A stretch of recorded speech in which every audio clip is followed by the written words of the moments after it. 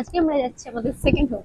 তো চলে এসেছি আমাদের সেকেন্ড হোম। কি নিশ্চয়ই বুঝতে পারছো, চেনা জানা লাগবে। তো কলেজ লাইফের যে টাইমটা সব থেকে বেশি মনে পড়ে সেটা হচ্ছে স্টার মলের সময় কাটানো। স্টার মল হলো এমন একটা জায়গা যেখানে এলে আমাদের মনে পড়ে আমরা আমাদের ছোট থেকে বড় হওয়াটা এটাকে ঘিরে। সব থেকে স্টার মল মানে তোর কাছে কি? এসে বসে থাকা, গল্প করা, খাওয়া দাওয়া।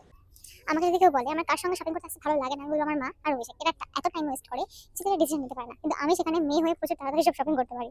তো এটা প্লাস পয়েন্ট একটা, আর ওদের জন্য একটা মাইনাস পয়েন্ট। এই যে এখনো খুঁজে যাচ্ছে চয়েস আর হচ্ছে না এদের।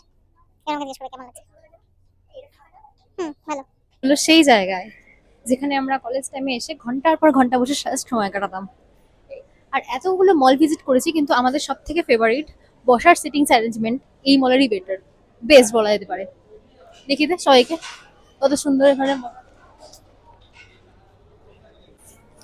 বসে পড়েছি আমাদের সেই জায়গায়। আর এখানে না ভিডিও করতে দিচ্ছে না, অ্যালাউ করছে না, কেন জানি না, আগে এরকম করতো না।